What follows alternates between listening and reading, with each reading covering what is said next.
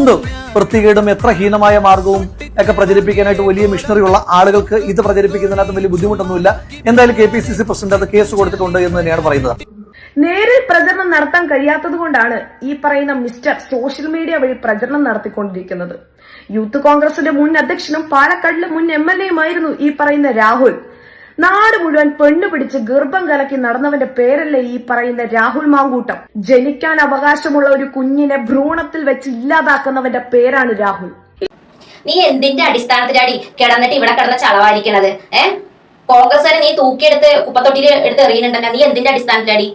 രാഹുൽ മാങ്കൂട്ടൻ നടന്നിട്ട് മറ്റേ നമ്മുടെ കേരള സ്ത്രീകളെ മൊത്തം അങ്ങാണ്ട് പീഡിപ്പിച്ച നീ കണ്ട പീഡിപ്പിക്കണത്? നീ കണ്ട പോലെയാണ് വർത്താനം പറയണത്.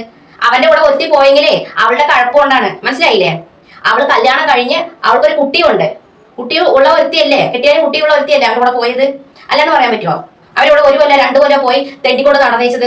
എന്നിട്ട് ഏതോ രാഷ്ട്രീയക്കാരുടെ കുറച്ച് ആ ഇലക്ഷൻ ആയപ്പോ പൈസ കിട്ടിയപ്പോ അവള് കാല് മാറി. അവള് പറഞ്ഞ അവനെന്നെ പീഡിപ്പിച്ചു എന്നാക്കി. എന്നിട്ട് കേസ് കൊടുത്ത് കോടതി പോലും തെളിയിച്ചിട്ടില്ല. അവന് കുട്ടിനെ ഭ്രൂണത്തെ വെച്ച് കൊന്നു. ഇതൊരു കോടതി പോലും കണ്ടെത്തിയിട്ടില്ല. നീ എവിടെന്നാണ് കണ്ടെത്തിയത്?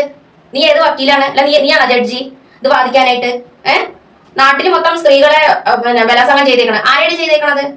അവനോട് ഒരു വൃത്തികെട്ട ഒരു കുടുംബത്തിൽ പോലും കയറ്റാൻ പറ്റുന്ന ഒരു വൃത്തികെട്ട സ്ത്രീയാണ് അവന്റെ കൂടെ പോയത്, മനസ്സിലായില്ലേ? അല്ലാണ്ട് എല്ലാവരും നീ അടച്ചു പറയല്ലേ. നീ കാര്യം മനസ്സിലാക്കിയിട്ട് വേണം കേട്ടോ സംസാരിക്കാനായിട്ട്. അല്ലാണ്ട് പൊതുവേദിയിൽ വന്നിട്ട് എന്തും കൊട്ടി ഘോഷിക്കുക എന്നുള്ള അതുണ്ടെങ്കിൽ കൈ വെച്ചാൽ മതി. അവിടെ പറച്ചില് കേട്ടില്ലേ? കുട്ടിയെ ഇത് വെച്ച് കൊന്നത് കോടതി പോലും കണ്ടെത്തിയിട്ടില്ല. നാട്ടുകാരാണ് തല്ലിക്കൊന്നത്. ഏത് നാട്ടുകാരുടെയാണ് തല്ലിക്കൊന്നത്? അവര് കേസൊക്കെ ഒതുങ്ങിയല്ല.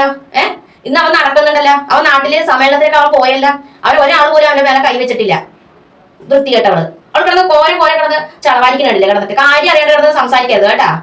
നീയേ അവൾക്ക് വക്കാലത്ത് പറയണമെങ്കിൽ അത് അവളുടെ പേരെടുത്ത് പറയണം, മനസ്സിലല്ലേ? അല്ലാണ്ട് നാട്ടിലുള്ള സ്ത്രീകളെ മൊത്തം അങ്ങോട്ട് പറയേണ്ട ആവശ്യമില്ല നിനക്ക്. അതൊന്ന് ആദ്യം മനസ്സിലാക്കിയോ. ശാപം.